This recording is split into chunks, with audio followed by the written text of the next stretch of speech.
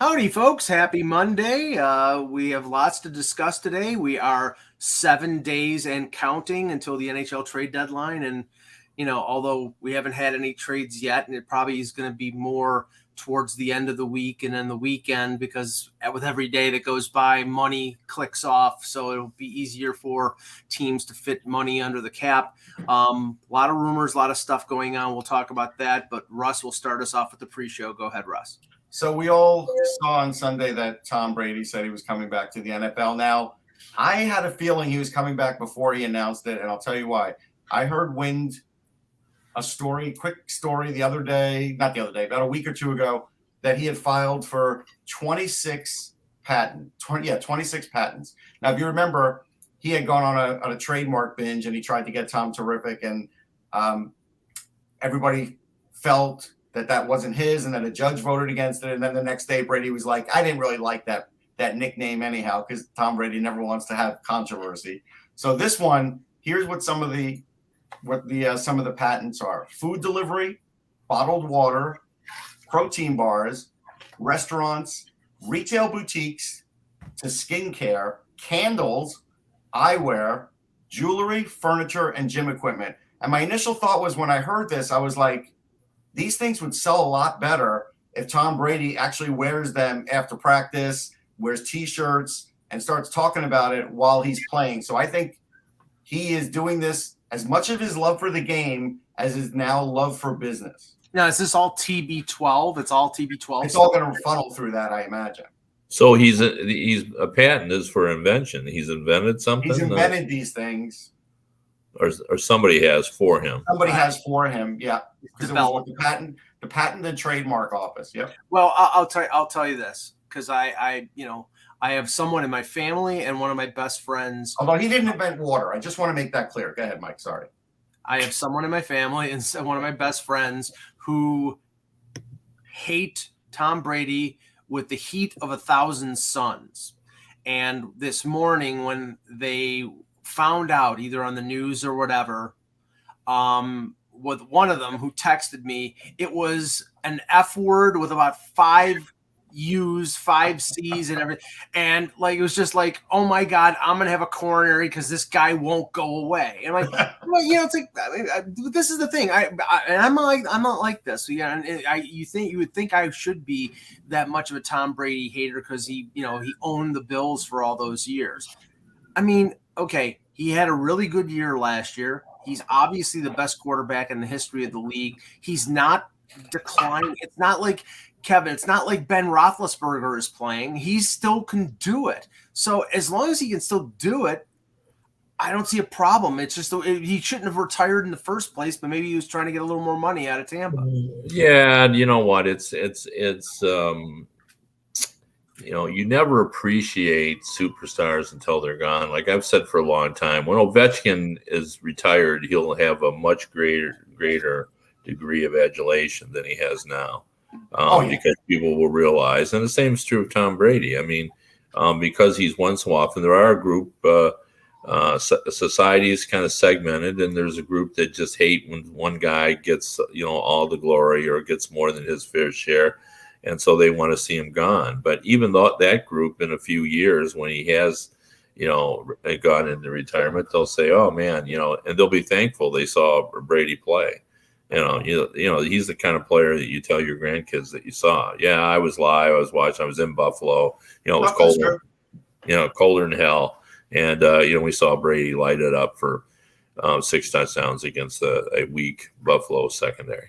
One last thing, I do want to send, because people are asking in the chat room too. Apparently he's okay, but Pete Alonso was in a car that was a terrible car crash, flipped 3 times, and apparently he's going to be out there tomorrow in the field at spring training. And man, my heart skipped a beat when I saw that, because A, he's a super nice guy, but B, like that's something that could just be tragic. I mean, you never know how that's going to work out depending on your vehicle, where it happens. So he is a lucky man today. Yeah, I'm just happy baseball's back. So. I'm happy that baseball is back, and I'm happy that the critique of a lot of moves that are being made in baseball right now is making me more anxious for opening day. It's like the Yankees made a big trade last night. I'm sure Blue Jays fans will be really pleased that as he calls himself the bringer of rain, aka Josh Donaldson, is now on the Yankees. He's like 35 years old now. They're 36, but 36. And like I'll just say this briefly. That's a trade that I'm trying to figure out what's going on, because the Yankees traded one guy who's been a big disappointment, and another guy who's been just like a decent role player, and they got back a catcher who really can't hit, another infielder, and Donaldson. So it's a really weird deal. So I'm like trying to make. But you have another catcher that can hit. Well, yeah, but now their platoon is this kid that they got from the Twins, and Kyle Higashioka isn't exactly Gary Carter or. Listen, the whole team, Mike. If they just spent a little bit more than the $229 million they're spending, they could get what you want. But they're not at 229 yet. Yeah, they're like 225, something like that. Yeah, they're probably making other deals. So anyway, all right, let's talk some hockey. Hello. Yeah, okay. Steve Cohen. Hello, Hockey World. Today is Monday, March 14th, 2022. I'm Russ Cohen, and there's nothing wrong with Steve Cohen. Kevin Allen, Hockey Buzz.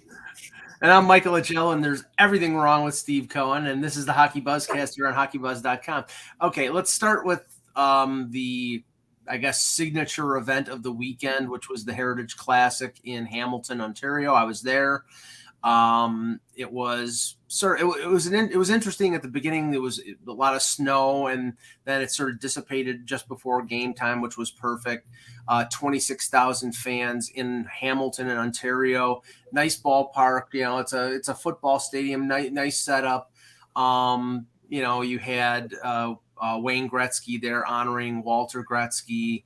It was all in all out there in the cold for a while. Yeah, all in all, it was a nice event, and it was nice to see in Ontario, a province that has been locked down for most of the last 2 years, that people were out there and enjoying the atmosphere.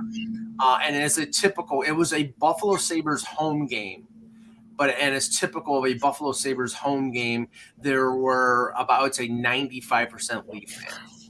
Maybe a little less than that, but it was predominantly Leaf fans. And the weird thing was the Sabres PR, or the Sabres public address announcer was doing the goals. And when the Leafs scored the first goal, he was much more ebullient than he normally would be if the game was in Buffalo. And then I think he realized that, oh, wait a second, this is a Sabres home game, and then he toned it down the rest of the game. It was fun. But might have gotten carried away with it. It's a big event. I mean, I could see that. But now, did they show, I wanted to know this because I don't think people in the States saw this. Did they show the Eugene Levy introduction at the stadium? I don't think so. I didn't see it. I missed it. Yeah, people need to go to YouTube or Sportsnet and watch that. He did about a 2-minute, 48-second lead into the game. I wish they would have shown that in the States. It's awesome. And he does it just in the perfect, he says Levy, so whatever, Eugene Levy way. And you got to watch it. It's so good. Okay. I'll search it up. But the game itself, Kev, was, usually there's no, I'd say, drama or ramifications from an outdoor game. It's one regular season game, and it's a signature event, but usually there are no things that come out of it that are really determinative when it comes to a team. But once again, as everybody knows, I write and cover the Leafs for Hockey Buzz, and that game last night, I think, was an indicator that there are certain significant flaws in the Maple Leafs, especially right now, their goaltending. Peter Mrazek allowed 4 goals before an empty netter. 2 of them were really bad. The one that eventually was the game winner was a short side goal that he should have had covered. And you can tell in the post game from Sheldon Keefe, from some of the players will not say anything against their own teammate, and neither will Keefe. He's smart enough not to do that. But you can tell by the tone of voice that this is weighing on them, Kev, and it's an issue that Kyle Dubas may have to address before March 21st. Yeah, and it's I saw somebody, I don't remember now, on Twitter that had broken down that the goalie save percentages in the league since January 1st. And not only is it Campbell, which everyone knew, but Mrazek is also listed in the worst 5 save percentages since January 1st. So it's like 870. It was like 876 or something that bad. Yeah. Yeah, it's bad. It's down in near 880 anyway. You no matter how many goals you score, you can't take that into the postseason with you because you're not going to score as much in postseason. We all know that. Historically, that's just true. The games are tighter. The checking is better. Everybody plays close knit. So, goaltending becomes even more important, and it's always important. So, they've got issues and they've got decisions to make. And, there's been a lot of speculation about what they may or may not do. Most people think they are not going to do anything, but if they do something, would they call about Marc-Andre Fleury? And people say, well, they can't afford to really do that. They got to address their defense, but there are ways to do it. You can circle them or launder the player's salary through a third team, and by the time you're done, it's less of an ordeal. So it's going to be interesting because this is a team that I think they feel has a chance to win a cup, but they won't be able to win a cup without quality goaltending, and they don't have it right now. So I got a couple thoughts. First thing is I'll disagree with you, Mike, just in a slight way. In a lot of times, the losing team from these big outdoor games does go on a little hangover. Like a lot of times they will go on a little losing streak. That's the one thing that I do think comes out of these games a lot of time is the winning team does get like an extra jolt because the amount of, eyes that are on this game and the attention and everything, it's like 2 or 3 games when they're dealing with the media and their family and all that. So sure. I do think that factors in a little bit. The to me, it heard around the world was when Mrazek gave up the third goal where he didn't protect the side of the net. Right. And Wayne Gretzky was like, and then he goes, that's not going to go over well in this side of the people in this neighborhood. That's not a good goal. Like when Gretzky can't stop himself from saying on a broadcast on a goal, there's trouble. And I did feel like at that point, and this is after what's his name? The defenseman for the Leafs knocked in his own goal. Brody. Well, it went off Brody's skate. Yeah, it went off his skate. That could have been a moment where the fragility of the Leafs really came into it, but it didn't seem like it did. But that goal did seem to sort of change the way the game was. And then you could talk about that 4th goal, Mike, but that was bizarre. You can't really complain too much about. Because they were down 3-2 midway through the third period, and the 4th goal where the net was knocked off its moorings, and it came off very easily. I don't know if it was Mrazek or another player, but it came off really easily, which I thought was symbolic of the fact that you're playing on a makeshift rink, and maybe the pegs are not as deep. The net came off. The puck was still underneath Mrazek, and then after the net came off, the puck went over the goal line, and they called it a goal. And I was like, everybody in the press box was stunned at that because, there was sort of a delayed reaction, and nobody saw the puck until after the net was off, and it didn't look like Mrazek was the one who knocked it off. So, but at that point, the air was out of the balloon. Yeah, the problem with the call, though, and I agree with everything you said. And I've been to, as dozens of outdoor games and don't recall the net ever coming off in any of them definitely not for a play like that, but even just coming off. If they hadn't signaled it a goal on the ice, they probably would have overturned it. That was the problem with that. But I do think you're right. I think the air was out of the balloon before that. I think that other goal did that. And that's when things do get tricky because will the players lose faith in Mrazek? I think it's possible. Yeah, and the other thing in this game, and something that is yet to be determined, and we just have to talk about it for a few minutes here, Austin Matthews. There was a level of frustration from a number of Leafs at the end of the game, and most of all Austin Matthews, who scored a goal. And I don't remember if it was him or I think it was Tavares. There was a play where Tavares or one of the Leaf players got tripped, and it was, to my mind, a clear penalty, and there was no call. And right now, the bug up there, with the Leafs is the fact that they do not draw penalties, even their star players. The only guy who is able to draw penalties is Michael Bunting, and he did again yesterday. But if you look at the list of, like, Austin Matthews is leading the NHL in goals. He goes to the net, and he's drawn 6 penalties all year, which is pretty. Well, somebody did tweet about the refs, right, Mike? I don't know. Did I? Oh, no, not you. Okay. A relative. Yes, please. Right, and yeah, thank you.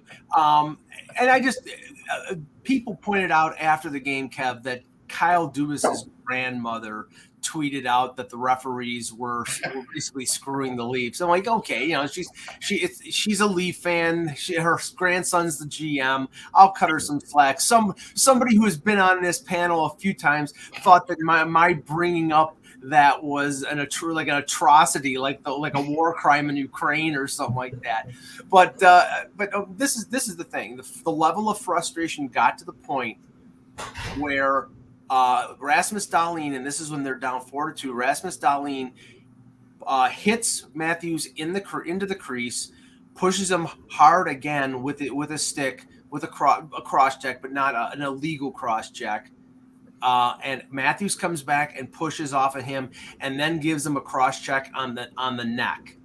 And they both got penalized 2 minutes, and now the Department of Player Safety is going to be reviewing that. Now, Kev, I don't know. Every time I say, "Oh, this is a suspension," it ends up being a fine. Every time I say it's going to be a fine, it's a suspension. Yeah. I don't know what's going to be called here, but they lose him for a couple games. That's a big thing for the Leafs. Yeah, and I think they will. Like cross check to the neck is they historically they've looked at that as a vulnerable area. I mean, obviously. So I don't know what's going to happen either. It's hard to tell. Like I don't think it's a multiple game one, but I think he could get 1 or 2. I think he's getting the game because when you watch it on replay, it's vicious. Like it's that's why I thought a couple of times in a row you realize, wow, that was vicious, he really lost it. It's vicious, but I think the thing is, I think it's not justified, but he's pushing back on Dahlin because no, don't go there. That's not allowed. Right? No, I get it, and you can't use the excuse that he was hitting his shoulder and it rode up. He was going for his neck, but Dahlin was pushing him all over. But here's my problem, and I'm going to write about this today, and then we'll get off the Leafs here. Austin Matthews taking abuse from Dahlin, who's traditionally not a physical player, but maybe just got into the spirit of the game, and knew that the Leafs had the possibility of coming back. A few minutes later, after they get out of the penalty box, Dylan Cousins responds on Matthews and hits him at center ice, and it was barely clean. It was like, and they just missed being like an illegal hit. And the only player on the Maple Leafs that came to Austin Matthews' defense was Michael Bunting. And my assertion on this team has been that there is literally, unless the fourth line and Wayne Simmons is out there is literally no pushback on this team. And I don't know how a team goes into the playoffs. Not to say that they need to go out and sign Colton Orr and Marty McSorley, but they need. But they need physical pushback. They need guys who can tell another team, okay, you're going to do that to our guy, we're going to do it to your guy. And Kev, I don't know many teams, even the Detroit teams with Babcock there was some physicality. You would have Nicholas Kronwall hitting somebody with a double cheek check or somebody else, being physical. You can't go in with a purely skilled team and win. Yeah, I mean, toughness always, Ken Holland used to say, it shouldn't be defined by, penalty minutes. It's about the ability to take stuff and to be able to, stand up for your teammates. And those good Red Wing teams were always willing to do that. They had guys that would certainly look out after each other, at least, in times when, all heck was breaking loose. So, yeah, to me, that's been one of the Maple Leafs problems through the years too. They haven't been able to find the right balance between skill and toughness, and certainly with this group, that's true as well. So, one thing I did want to bring up, we've completely ignored the Sabres here, who have had some pretty important wins lately in terms of telling their fan base, we're headed in the right direction. Now, they're not a good team, but we've seen some things.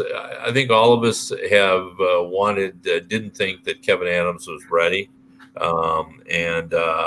But he's done a decent job. He's made some mistakes, but he's also made some good trades. He's also Krebs looks good. Yeah. And to me, that was the fun part about that Eichel return, was that Krebs scored in that game. Krebs and Tuck both. Yeah, but to me, it was. I thought it was more important than Krebs because he's the player in that group. I just like where the Sabres are at right now. And again, outdoor game against the Maple Leafs, they won it. Well, okay, as I said going into it, because I have been to almost every Leaf Sabres game since 1979 in Buffalo, and this is technically a home game for the Sabres. The crowd is almost always Leaf fans, and the Leafs almost always lose. Their record all time in Buffalo is about a .333 winning percentage. It's pathetic. And like I said, this is a one-way rivalry. The Sabres work themselves up like it's Game 7 of the Stanley Cup, and the Leafs are going around like it's a preseason game. I don't understand why. I have to see. Vince is saying that there was an announcement from the NHL here. I'm just checking to see if they're if that's the case. Hold on here. 2-game suspension for Austin Matthews. So, justified.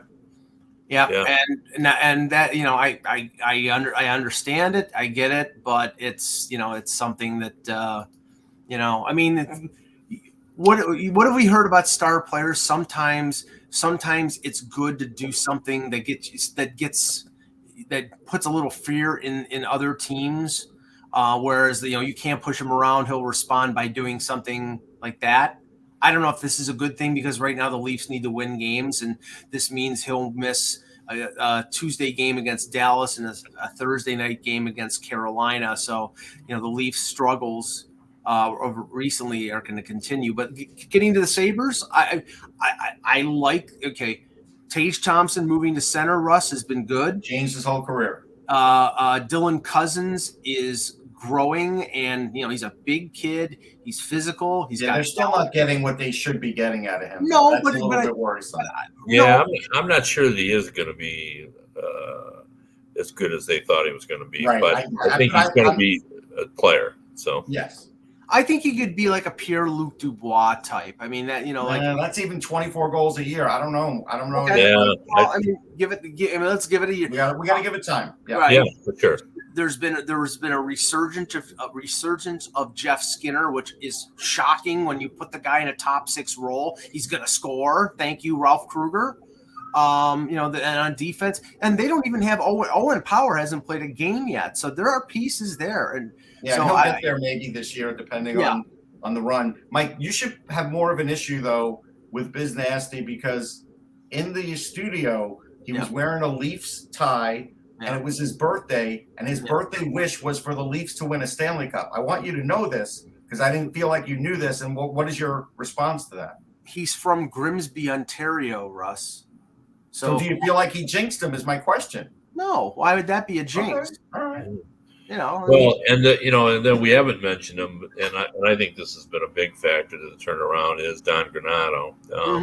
Oh, yeah. Granato is a really good communicator, and there won't ever be drama while he's coach. He's the type of guy that if there's an issue with a player, he's going to address it head on. He's going to have the guy in his office, and they're going to talk about it and get things kind of squared away. And I think that's important for this Buffalo team. So, he's done a great job. And as we, Russ and I both said, playing Ukko-Pekka Luukkonen when he wasn't ready a couple months ago was a mistake. Now they didn't have much of an option because a lot of their goalies were hurt, but now Ukko-Pekka Luukkonen is down in Rochester. Craig Anderson's playing.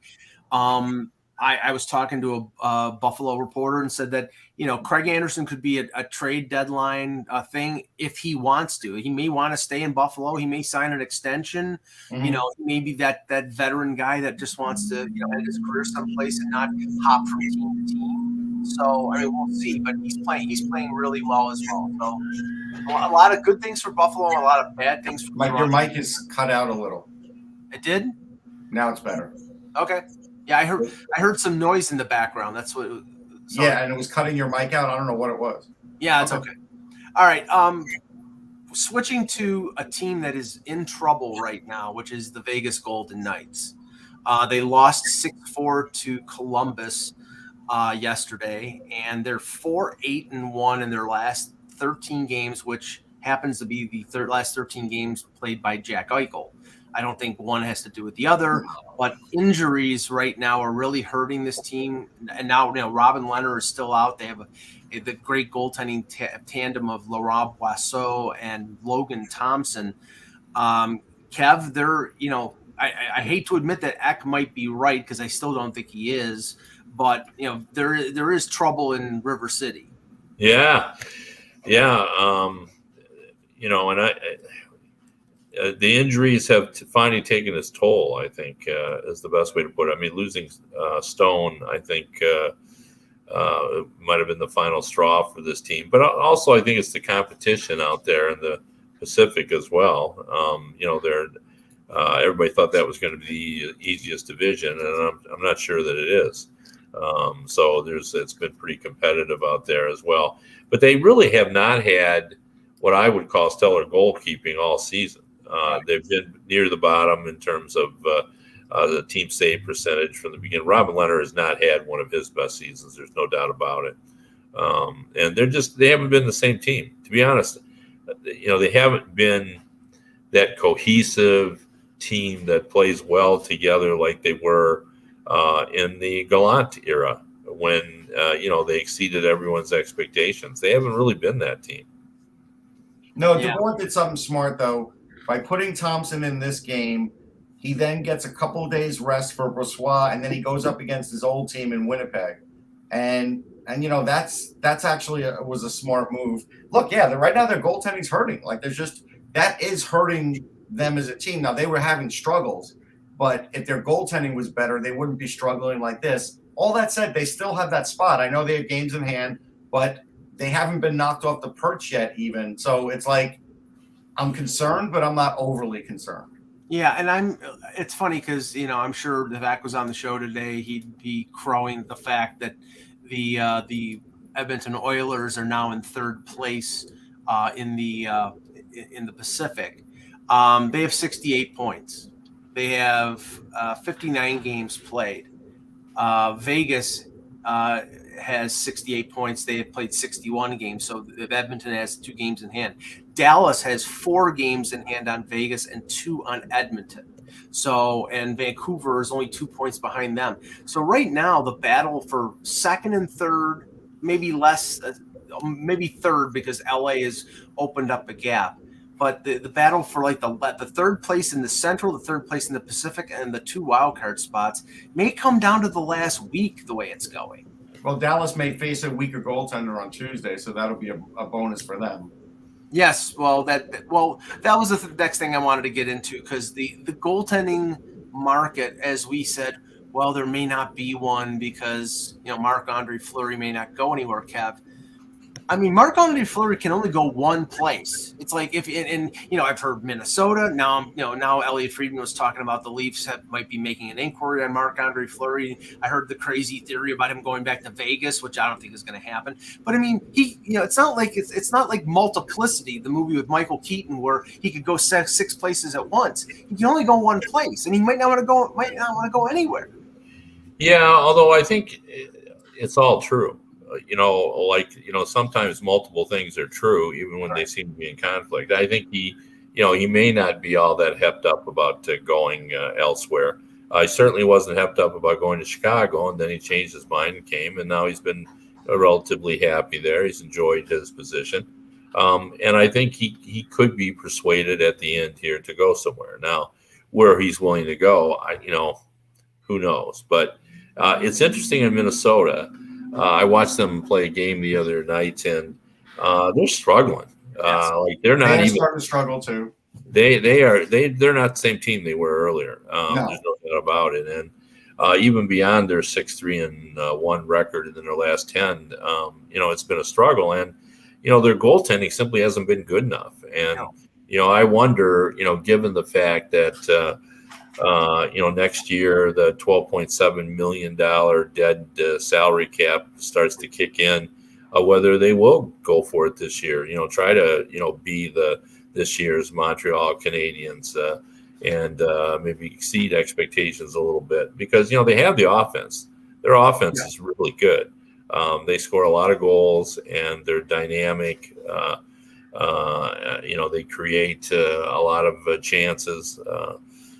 So if their goaltending was better, who knows? So it'll be interesting. Now, Guerin obviously knows Fleury, and I'm sure he could get some permission if that was the case to talk to him directly and kind of explain what's what in terms of what would happen in Minnesota. I think it's a real possibility. I can't imagine the owner, Craig Leopold, there not having a conversation with Bill Guerin saying, look, maybe we should go for it this season, and I completely understand that, it's going to cost us some assets, but, maybe we should, so it's going to be interesting. And Toronto, you got to make that call. Like if Dubas doesn't make that call, then he's not doing his job. Right. You have to make the call. That call. There's no question. Hey, Mike, also at some point we got to go over the weekend that was the Flyers because there was that was stuff. Okay, that was next on my list. I just wanted to finish out the goaltending situation because all the things tick off for Minnesota and Fleury, like you said, the connection to Guerin. The Leafs. You wonder, they say, well, Fleury's only going to go someplace that he thinks has a chance to win. Who has a better chance to win, Minnesota or Toronto? If you're facing Tampa or Florida in the first round, I'd probably say Minnesota. But the one thing, where there's smoke, there's fire. The talk about about Minnesota getting Shea Weber's LTIR contract, maybe over the summer. And basically it being a $7.8 million coupon against the Parise Suter cap hit for the buyouts. That makes a ton of sense because I don't know how you operate if you're Bill Guerin with over $12 million, and then I think $14 million the following year in dead money for those buyouts. It's really crippling for them. But right now, and somebody in the chat, and I'll have to confirm this, said that Anton Khudobin was undergoing like season-ending surgery. If that's another goalie off the market. Yeah, but he really wasn't on the market anyway. Nobody was. But what he was going to buy that contract. That's what I think that means is the less likelihood of them trading Holtby because they're not going to. Yeah, they're not going to trade Holtby. That wasn't. So right now you've got Korpisalo, Thomas Greiss, Yaroslav Halak, Craig Anderson, Anton Forsberg, and Fleury. Martin Jones. Now those are the rentals. And if you're including guys with term left, we've heard Varlamov's name out there. And there may be one or two others, maybe Vitek Vanacek or Samsonov in Washington. If they get a goaltender, they move the other one out. But there are some options there, but there's no true number one. That's the problem. Except for Fleury, there's nobody who's right now. Only because I don't think Varlamov wants to go anywhere now. I think turning down Edmonton because he and Sorokin get along so well. I think he enjoys holding a hammer, and he may not go anywhere. Yeah, but there's no home run there other than Fleury. The rest, right now, as you hinted, Russ, the Leafs may be playing Eric Shalgren in his first NHL start tomorrow against Dallas. And he's had a decent year in the American Hockey League, and he won an SHL title last year. But they never thought he was going to play a game in the NHL. I don't think so. I And now doubt they thought it. I agree with you. So I mean that's a situation where Dubas is in a position that he's going to have to make a move. But anyway, moving on to the Flyers, Russ. I know that there were some uncomfortable post-game comments regarding Claude Giroud. Thursday is his 1,000th game, and the suspicion is that he's going to get traded after that game. But Chuck Fletcher was interviewed on ABC on Saturday, and it was not good for Chuck Fletcher, from what you're telling me. It wasn't. I mean, I sent you the video. Yeah. I think you watched it. Yeah. The problem was, and Emily Kaplan did a good interview. She did, and it was like, I think it was like in the second intermission. And the way she led the question was sort of like, well, you guys are clearly not wanting to do a rebuild. And Chuck went in with that hook, line, and sinker. And I don't think he should have. I always think you should weigh your options before you say something that's so definitive. Even if that's what your boss wants, doesn't mean you have to go in. And he did. And, one of the lines was sort of like, well, they need to improve in certain areas. It's not going to be a rebuild. We want to upgrade, and we're looking to upgrade. And we have some nice players under 25, and that's how he sort of went at it. And, after the game, they sort of pushed Ray Ferraro a bit, asking him about the team and about the Flyers. And Ferraro at first is kind of like, yeah, they played an okay game here. And they're like, yeah, but what do you think about, them being a contender next year, like doing what, Fletcher said and becoming a contender? And they didn't talk salary cap because, of course, if you talk salary cap, it's a whole different conversation. But Ferraro said one thing that was very apt, and he basically said, yeah, that's nice that he does want to upgrade. So do all the other 32 teams in the league, and he's going to have to fight them to do it. So good luck to him doing that. He said something to that degree, and he's right, because first thing is, so after yesterday's game, Giroud basically said, I haven't made up my mind. And during that interview, Fletcher kept to his word as far as saying the same thing he said a month ago. He hasn't even spoken to Claude Giroud. Like, just come on. I mean, that whole thing has to stop, because if you're going to just lay it on, well, I've spoken to Brett Brisson and he's, through a Dixie cup has spoken to Claude Giroud, that's great. But, at this point, please fans don't even believe it anymore. And then Claude not making up his mind, fine. If he wants to go with that until after the 1,000th game because it's easier, fine. But here's one thing. It would be devastating to this team if he stayed for the rest of the season. It would be devastating. And I'll tell you why. Because they wouldn't get any assets for him. And unless he's going to come and play for like $2 million next year, they can't afford him. So I can't imagine he's not going to make the right decision here. But the fact that they're sort of like putting it out there like that is weird to me. Well, Kev, this is the thing. I mean, and I've learned this from, Act telling me this and us discussing on the Buzzcast and from other people as well. You have to carefully parse what a general manager is saying. And when Chuck Fletcher is saying, I have not talked to Claude Giroud about potentially trading him, that does not mean he hasn't talked to Pat Brisson. He admits that. He admits that. So it's like he can say all he wants. I haven't specifically talked to Claude Giroud. That doesn't mean that hasn't been discussed. It just means not to him. Yeah. No, I mean, everybody knows. I mean, Claude Giroud knows that they're, going around scouting players, and it's just a game everybody plays. And sooner or later it'll get sorted out, and there'll be a direct conversation. But maybe not. Maybe it'll all be through Pat Brisson. But I think he's going to get traded. He's going to want to try to win it. He's a competitive guy. He's going to want to try to win a cup. I agree. And there's no room. I mean, if you look at their salary cap after signing Rasmus, I mean, it's almost absurd what they now have to do. They have like $9 million for 10 players signed, like they've got to make a call to like Steve Yzerman and say, what will it take for us to take Van Riemsdyk off our hands, full salary?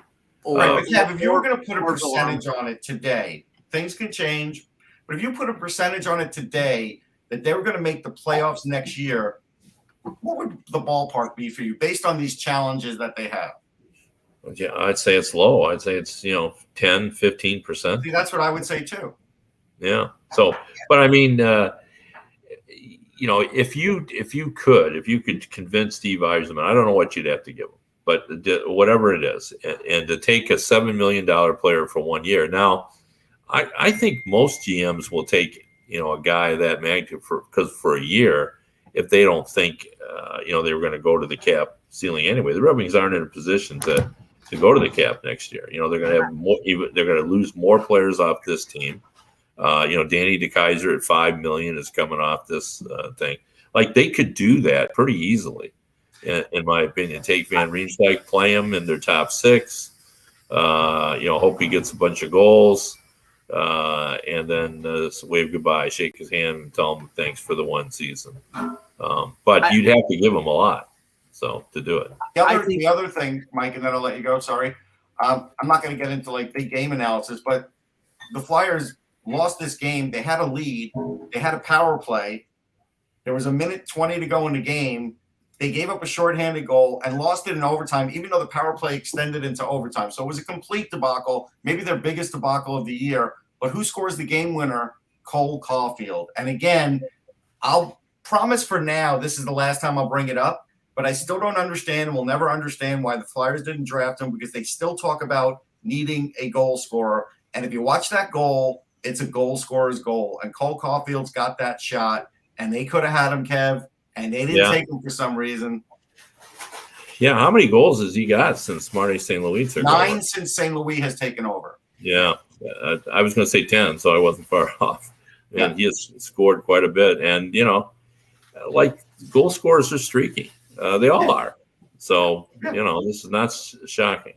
And I think that Fletcher would have an easier time dumping the final year of Van Riemsdyk's contract on a team like New Jersey, because he's from New Jersey, or Arizona, who's got basically, nobody under contract. They've been signing guys the last few days, extending like Travis Boyd and other players. They don't have many players under contract for next year. So that, they took Nick Ritchie's contract. They need to get to the cap floor. So I think Arizona is actually the best option. New Jersey, they're trying to be competitive. So, Detroit is too, but they're trying to be competitive, Kev, but the stuff that we've heard out there, and until the deadline comes, we don't know what's true and what's not, but that they're trying to trade Pavel Zacha because he's 1 year away from UFA and he's having a pretty decent year. That they're looking maybe to trade Andreas Janssen in the final year of his contract because his cap hit is so much greater than the money owed. These are moves that teams are like just interested in. Yeah, but I think they're trading Zacha because they were trying to get back a big time player. That's what I thought. Yeah, I didn't see that as a dump, but and Johansson, I think, is just a team that's out of it. That the guy's going to be a free agent and is probably going to leave. Yeah. I think they want to be competitive. That's what I'm saying.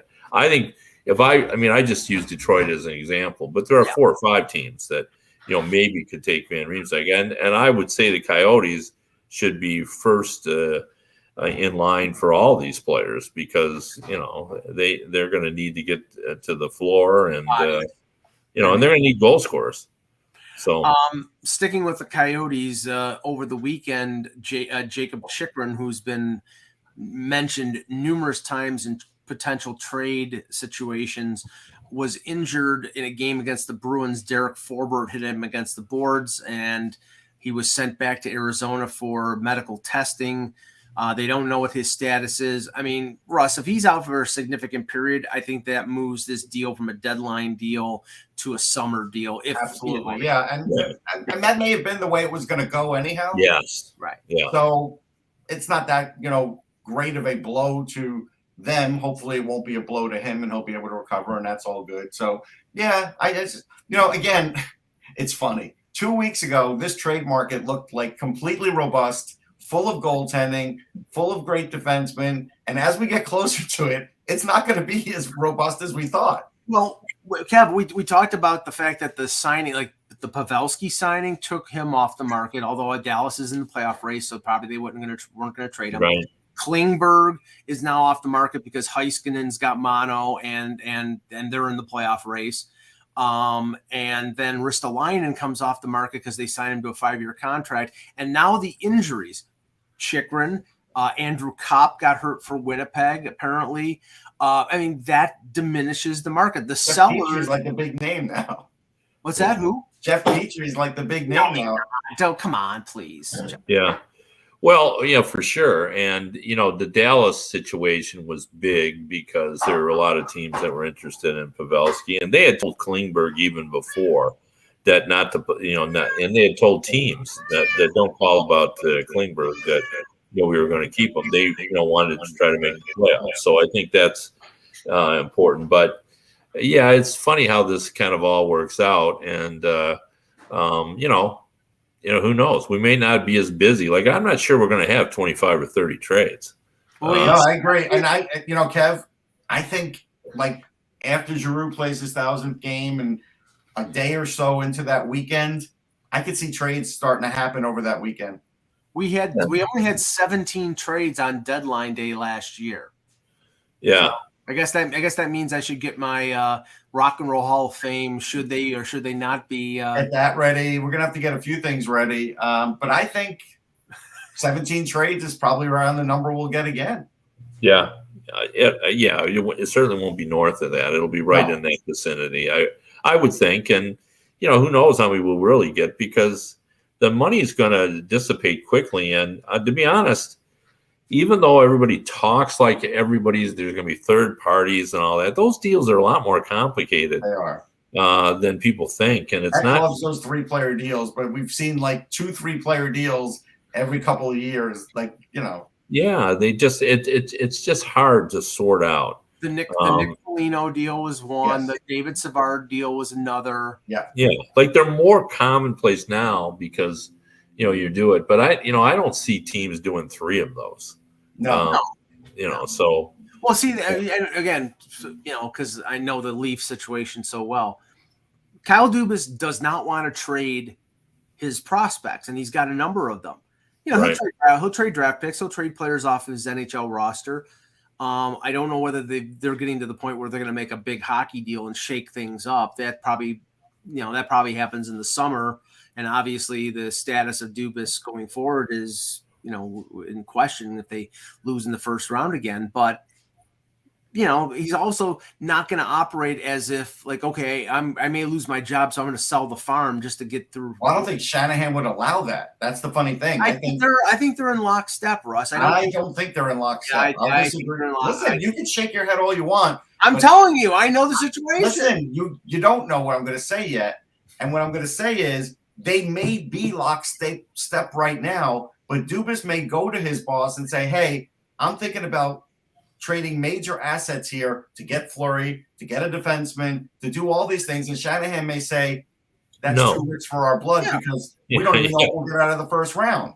Yeah. No, I mean, you're absolutely right, Russ. I mean, no general manager acts independently. Right. Yes.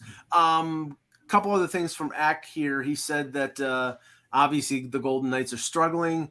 They may bring Stone back before the playoffs in order to make the playoffs. The problem is they can't do that because they can't fit him under the salary cap because he's right now with Eichel back. They can't bring Stone back. They can't even bring Alec Martinez back, from what I understand. So they're stuck. Now he's saying Riley Smith is a player that Gerard Gallant loves. But sure. I mean, there's a lot of coaches love him. Right, but this is the thing. It's like Riley Smith is one of the Golden Knights' best forwards. They're I don't think they're going to give him up, Russ. No, I mean, this is the problem with this situation. If they give up Riley Smith, their season's over. He's been their best player for a while now, and that will kill them to the point where even if they got better goaltending, they don't have good enough defense to win games 2-1. They do have to win with a little bit of distance.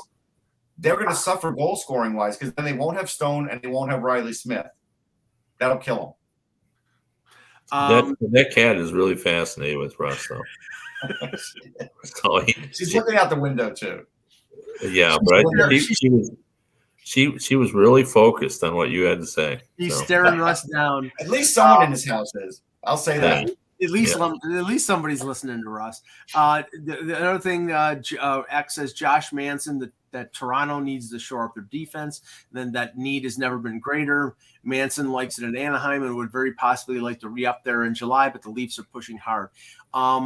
Elliot Friedman said today that the Leafs are pushing harder on Lindholm.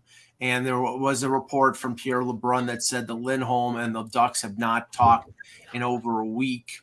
So if that's the case, that might be the sort of playing the you move first game, Kev.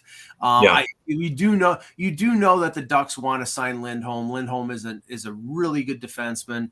I'm assuming, based on his worth, based on what he's done the last few years, he's probably looking around $8 million. If guys like Seth Jones and Darnell Nurse are getting over 9, then Lindholm should get more, not as much, but slightly less. If they get him signed, then they probably trade Manson, and if they sign Manson, then they probably trade Lindholm. Yeah, no, I agree with you on that.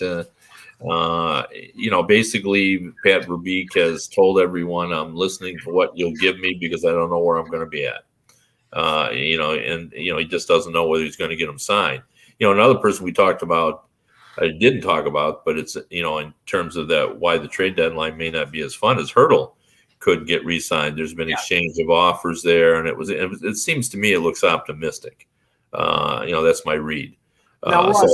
I think it's optimistic until after the weekend, and if they don't have them signed, it won't be optimistic. Now, Russ. But I mean, just in terms of that it looks current. Usually, when you start exchanging offers, it's been my experience that you'll get to where then it's just about money.